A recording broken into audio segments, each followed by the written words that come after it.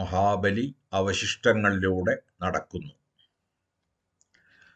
ആരുടെ ശിരസ്സുദിച്ചുയരുന്നു സഹ്യനിൽ, ആരുടെ പ്രിയച്ഛായ പേരാറിൽ വീഴുന്നു, ആരുടെ കുളിർശ്വാസമുലയുന്നു തെങ്ങുകളിൽ, ആരുടെ ചവിട്ടടികൾ ചൂടിയൻ മണ്ണിന്റെ രോമകൂപങ്ങളിൽ മുക്കൂറ്റി വിരിയുന്നു, ആരുടെ ദയാനീലമിഴികൾ നെല്ലിപ്പൂക്കളാകുന്നു വയലുകളിൽ, ആറുമാസക്കുലകൾ ആരുടെ ബലിച്ചോരയേറ്റി തുടുക്കുന്നു.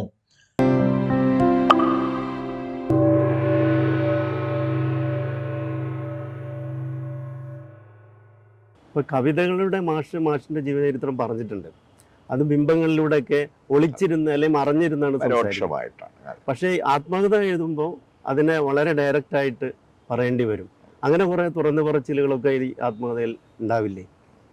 തീർച്ചയായിട്ടും സ്വാഭാവികമായും ആത്മകഥ കുറെ കൂടി പ്രത്യക്ഷമായ അല്ലെങ്കിൽ നേരിട്ടുള്ള ഒരു ആവിഷ്കാരമാണ്. ജീവിതത്തിലെ സംഭവങ്ങൾ, പരിചയപ്പെട്ട ആളുകൾ, സൗഹൃദങ്ങൾ, നമ്മൾ എഴുത്തുകാരെന്ന നിലയ്ക്ക് വളർത്തിയ ആളുകൾ, നമ്മൾ തന്നെ നടത്തിയിട്ടുള്ളതും മറ്റുള്ളവർ നടത്തിയിട്ടുള്ളതുമായ ചെറിയതും പലപ്പോഴും പരാജയപ്പെട്ടതുമായ താൽക്കാലികമായ പ്രസാധന സംരംഭങ്ങൾ, ചെറിയ മാസികകൾ, പിന്നീട് പല രീതിയിലുള്ള എൻ്റെ യാത്രകൾ എന്ന സവിശേഷമായ ചില അനുഭവങ്ങൾ, എൻ്റെ കവിതകൾക്ക് പിന്നിൽ പലപ്പോഴും ഉണ്ടായിരുന്ന ചില കഥകളിലേക്ക് ഞാൻ നീങ്ങുമ്പോൾ എന്നതിനുണ്ടായ വളരെ യാദൃച്ഛികമായ തരത്തിലുള്ള കാരണങ്ങൾ, ഇങ്ങനെ ഒട്ടേറെ കാര്യങ്ങൾ ഞാൻ നേരത്തെ പറഞ്ഞതുപോലെ എന്നെ രൂപപ്പെടുത്തിയ അനേകം ഘടകങ്ങൾ കഴിയുന്നത്ര നേരിട്ടും കഴിയുന്നത്ര ലളിതമായും പറയാനുള്ളൊരു ശ്രമം ഈ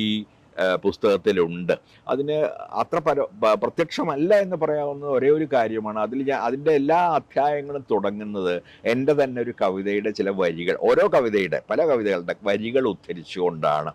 ആ വരികളിൽ ഒരുപക്ഷെ ആ അധ്യായത്തിലേക്കുള്ളൊരു പ്രവേശിക അല്ലെങ്കിൽ അതിലേക്കുള്ളൊരു വാതിൽ തുറന്നു കിട്ടും എന്നെനിക്ക് തോന്നുന്നു. അത് മാത്രമല്ല, ഒരു കവിയുടെ ആത്മകഥയെ സംബന്ധിച്ച് അത് വളരെ സ്വാഭാവികമാണ് എന്നും എനിക്ക് തോന്നി. അങ്ങനെ ഒരു ആത്മകഥയും ഞാൻ ഇതുവരെ വായിച്ചിട്ടില്ല ഒരു ഭാഷയിലും. പക്ഷേ ആ കവിതകൾ അങ്ങനെ ഉപയോഗിക്കുന്നുണ്ട്. അത് കൂടാതെ ഇപ്പോൾ ഞാൻ അമ്മയെക്കുറിച്ചുള്ള അധ്യായത്തിൽ അമ്മയെക്കുറിച്ച് എഴുതിയ 4-5 കവിതകളുണ്ട്, അതിൽ നിന്ന് ഉദ്ധരിക്കുന്നുണ്ട്. സഹോദരിയെക്കുറിച്ച് എഴുതിയ കവിതകൾ, അച്ഛനെക്കുറിച്ചുള്ള എഴുതിയ കവിതകളുണ്ട്, അതിൽ നിന്നൊക്കെയുള്ള ചെറിയ ഉദ്ധരണികളുണ്ട്. അതല്ലാതെ തന്നെ രാഷ്ട്രീയത്തെക്കുറിച്ചും ഭാവിയെക്കുറിച്ചും 70കളെക്കുറിച്ചും ഒക്കെ പറയുമ്പോൾ ആ കാലവുമൊക്കെയായി അഥവാ ആ ചിന്തകളുമായൊക്കെ ബന്ധപ്പെട്ട എൻ്റെ ഒരുപാട് കവിതകളുടെ അംശങ്ങൾ അതിലുണ്ട്. അതൊഴിച്ചാൽ അത് ഏതാണ്ട് പ്രത്യക്ഷം എന്ന് പറയാവുന്ന രീതിയിലുള്ള ഒരു നരേഷൻ, ഒരു ആഖ്യാനമാണ്. ഞാൻ നിങ്ങളോട് സംസാരിക്കുന്നത് പോലെ ഞാൻ സംസാരിക്കുകയാണ്, ഒരാളോട് സംസാരിക്കുന്നത് പോലെ ഒരുപക്ഷെ ഞാൻ എൻ്റെ വായനക്കാരുടെ സമൂഹത്തോട് സംസാരിക്കുകയാണ്. ഇപ്പോൾ സച്ചിദാനന്ദൻ എന്ന കവി രൂപപ്പെട്ട് പല ഘട്ടങ്ങളിലൂടെ കടന്നു പോയിട്ടുണ്ട്. ഇപ്പോഴുള്ള ഒരു സച്ചിദാനന്ദൻ എന്ന് നമ്മൾ കേൾക്കുന്നത്. അപ്പോൾ 70കളിലൊക്കെ വിപ്ലവത്തെ ജ്വലിപ്പിക്കുന്ന കവിതകൾ എഴുതിയ സച്ചിദാനന്ദനാണ്. എങ്ങനെയാണ് ഈ ഒരു ആത്മകഥ എഴുതുമ്പം ആ കാലഘട്ടത്തിലെ സച്ചിദാനന്ദൻ മാഷിനെ ഓർക്കുമ്പം എന്താണ് തോന്നുന്നത്? ഈ ആത്മാഖ്യാനത്തിലെ ഒരാഖ്യാനം അഥവാ ഒരു കഥയുടെ ഒരു ഇഴ 70കളുമായി ബന്ധപ്പെട്ടത് തന്നെയാണ്. ആ കാലത്തെ അനുഭവങ്ങൾ, ആ കാലത്ത് ഉയർന്നു വന്ന ഒരു വലിയ വിപ്ലവ പ്രതീക്ഷകൾ നൽകിയ ഒരു പുതിയ രാഷ്ട്രീയം, പ്രത്യേകിച്ചും ഒരു യുവരാഷ്ട്രീയം എന്ന് പറയാവുന്ന ഒന്ന്, അത് എന്നെക്കൊണ്ട് എഴുതിച്ച ഒരുപാട് കവിതകളും എന്നിൽ ഉണ്ടാക്കിയ പുതിയ രീതിയിൽ മാർക്സിസത്തെയും മറ്റും സമീപിക്കുന്ന രീതിയിലുള്ള ചിന്തകളും അവയുടെയൊക്കെ രൂപീകരണത്തെക്കുറിച്ചുള്ള ഒരുപാട് സന്ദർഭങ്ങൾ, കഥകൾ 70കളെ കുറിച്ചുള്ളൊരു അധ്യായത്തിൽ ഇതിൽ പ്രത്യേകമായി വരുന്നുണ്ട്. പക്ഷെ അതേസമയം ഞാൻ ഒരുപക്ഷെ 2 കാലത്ത് നിന്നുകൊണ്ടാണ് ആ കാലങ്ങളെക്കുറിച്ച് എഴുതുന്നത്. പഴയ കാലത്തെ ഓർക്കുന്നുണ്ട്, പക്ഷെ പഴയ കാലത്തെ ഓർക്കുന്ന ഞാൻ പുതിയ കാലത്തെ ഞാനാണ് താനും. അതുകൊണ്ട് ഇവ തമ്മിലുള്ളൊരു പ്രത്യേക തരത്തിലുള്ള ബാലൻസ് സൂക്ഷിക്കാനാണ് ഞാൻ അത്തരം കാര്യങ്ങൾ ഡൽഹി ജീവിതത്തെക്കുറിച്ച് ആലോചിക്കുമ്പോഴൊക്കെ തന്നെ ചെയ്തിട്ടുള്ളത്. ഈ പുതിയ കാലത്തുള്ള ഞാൻ പഴയ കാലത്തുള്ള എന്നെ കാണുന്നത് എങ്ങനെയാണ്, ഒരു കാണിയെപ്പോലെ, ഒരു മറ്റൊരാളെ കാണുന്നത് പോലെ എന്നെ തന്നെ, എൻ്റെ ഭൂതകാലത്തെ തന്നെ കാണാനുള്ള ഒരു പരിശ്രമം. ഈ തരത്തിൽ എൻ്റെ ഭൂതകാലത്തിലേക്കുള്ള എല്ലാ നോട്ടങ്ങളിലും ഒരുപക്ഷെ കാണാനും കഴിയും. അപ്പോൾ അന്ന് അത് വളരെ പ്രതീക്ഷാ നിർഭരമായ ഒരു രാഷ്ട്രീയമായിരുന്നു. പക്ഷെ നമുക്കറിയാവുന്നതുപോലെ അതിൻ്റെ പലപ്പോഴും ആഭ്യന്തര കാരണങ്ങൾ കൊണ്ട് തന്നെ അത് ശിഥിലമായി പോയി, അനേകം ഖണ്ഡങ്ങളായി മാറി, അല്ലെങ്കിൽ ഒരു പാർട്ടിയിൽ നിന്ന് അനേകം പാർട്ടികൾ ഉണ്ടാവുകയും അതൊരു വലിയ പ്രസ്ഥാനത്തിലേക്കൊന്നും നയിക്കാതെ പോവുകയും ചെയ്തു. പക്ഷെ പിന്നെ റഷ്യയുടെയും ചൈനയുടെയും അനുഭവം വളരെ സൂക്ഷിച്ച് നിരീക്ഷിച്ചു കഴിഞ്ഞപ്പോൾ ഒരുപക്ഷെ അത് ഉണ്ടാവാതിരുന്നത് നന്നായി എന്ന് പോലും എനിക്ക് തോന്നിയെന്ന് ഒട്ടും അതിശയോക്തിയില്ലാതെ എനിക്ക് പറയാൻ കഴിയും.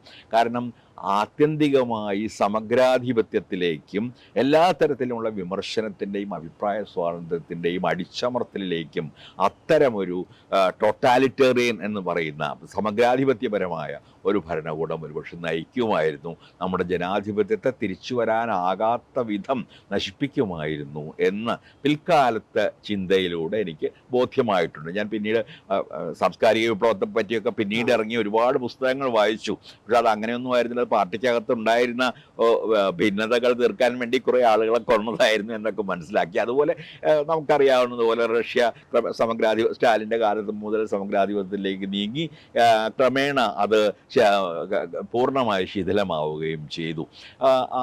ചൈനയാണെങ്കിൽ ഇന്നത്തെ ഏറ്റവും വലിയ ഇമ്പീരിയൽ പവറുകൾ അല്ലെങ്കിൽ സാമ്രാജ്യത്വ ശക്തികൾ എന്ന് പറയാവുന്നവയിൽ ഒന്ന് മാത്രമാണ്. അതിനൊരു തരത്തിലും ഒരു കമ്മ്യൂണിസ്റ്റ് രാജ്യമെന്ന് വിശേഷിപ്പിക്കാൻ കഴിയുകയില്ല.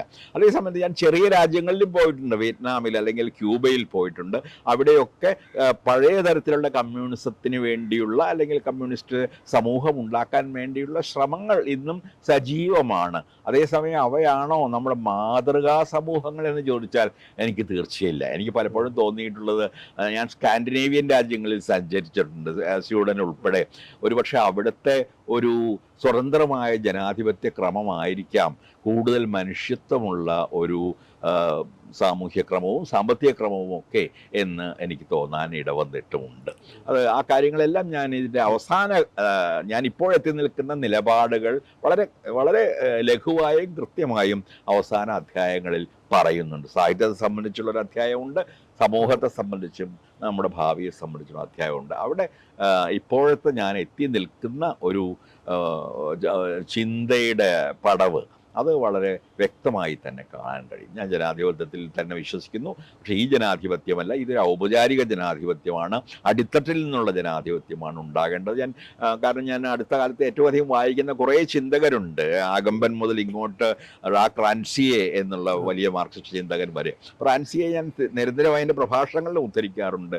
ജനാധിപത്യം എന്ന് പറയുന്നത് അദൃശ്യരായവരെ ദൃശ്യരാക്കുകയും നാം ഇതുവരെ കേൾക്കാത്ത ശബ്ദങ്ങൾ കേൾപ്പിക്കുകയും ചെയ്യുന്ന ഒരു സംവിധാനമാണെന്ന്. അതെനിക്ക് വളരെ ബോധ്യപ്പെട്ടിട്ടുള്ളൊരു നിർവചനമാണ്. ഇതുവരെ അദൃശ്യരായവർ അത് സ്ത്രീകളാകാം, അല്ലെങ്കിൽ ട്രാൻസ്ജെൻഡർ വിഭാഗങ്ങളിൽപ്പെട്ട ആളുകളാകാം, അല്ലെങ്കിൽ തൊഴിലാളികളാവാം, കർഷകരാവാം, പല രീതികളിൽ അടിച്ചമർത്തപ്പെട്ട മനുഷ്യരാകാം, പലതരം ന്യൂനപക്ഷങ്ങളാകാം.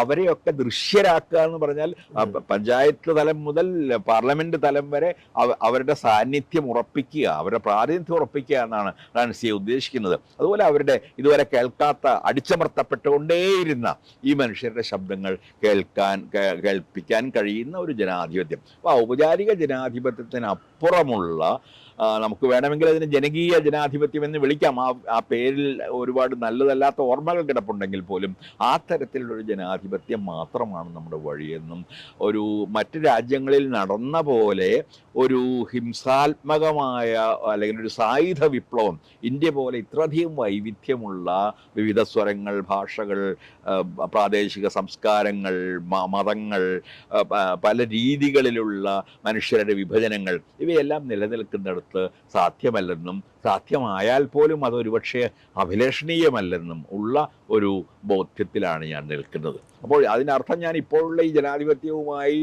ഒത്തുപോകുന്നു എന്നല്ല. ഇതൊരു ഔപചാരിക ചട്ടക്കൂട് മാത്രമാണ്. ഇതിനെ ജനാധിപത്യത്തിൻ്റെ ഉള്ളടക്കം കൊണ്ട് നിറയ്ക്കുമ്പോൾ മാത്രമാണ് ഒരുപക്ഷെ അതൊരു മാനുഷികമായ വ്യവസ്ഥിതിയായി മാറുക എന്നുള്ള, അവിടെയാണ് ഏതാണ്ട് ലളിതമായി പറഞ്ഞാൽ ഞാൻ എത്തി നിൽക്കുന്ന ഒരു നിലപാട്.